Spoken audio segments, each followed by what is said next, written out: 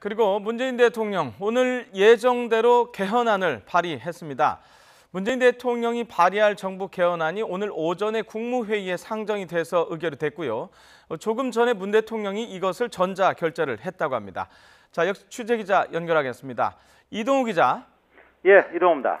자, 이렇게 되면 이제 개헌안의 공은 국회로 넘어가게 되는 거죠?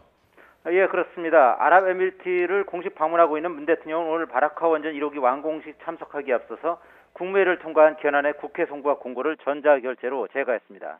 대통령의 개헌안 발의는 1980년 간선제 5공화국 헌법 개정안 발의 이후 38년 만인데요. 앞서 대통령 개헌안은 오늘 오전 이낙연 국무총리가 주재하는 임시국무회의의 안건으로 상정됐으며 40여 분 만인 10시 48분쯤 의결됐습니다. 국무위원들의 이의 없이 개헌안은 원안 그대로 의결됐고 오늘 국무회의에는 개헌안을 발표했던 조국 민정수석과 한병도 정무수석도 참석했습니다. 이 개헌안이 국회로 제출되는 동시에 관보에 게재됨으로써 법적 의미의 개헌안 공고가 시작되고 발의 절차도 완료되는 셈입니다.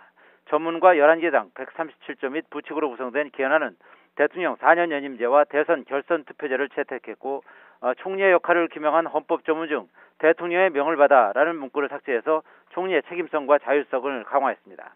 개헌안은 또 국회 권한 강화와 함께 대통령의 특별사면과 통제, 감사원의 독립기구와 헌법재판소장 임명권 삭제 등으로 대통령의 권한을 분산하고 축소했습니다. 아울러 선거 연령을 18세로 낮추고 수도에 관한 사항을 법률로 정한다는 조항을 신설했으며 토지의 공공성과 합리적 사용을 위해 필요한 경우에만 특별한 제한이나 의무를 부과할 수 있도록 토지 공개념을 적시했습니다. 한병도 청와대 정무수석과 김혜숙 법제처장은 오늘 오후 3시쯤 문 대통령이 전자결재로 승인한 개헌안을 직접 들고 국회를 방문해 제출할 것으로 알려졌습니다. 개헌안이 국회로 송부되면 헌법 개정안이 공고된 날로부터 60일 이내에 의결돼야 한다는 헌법 개정 절차에 따라서 국회는 5월 24일까지 이를 의결해야 합니다.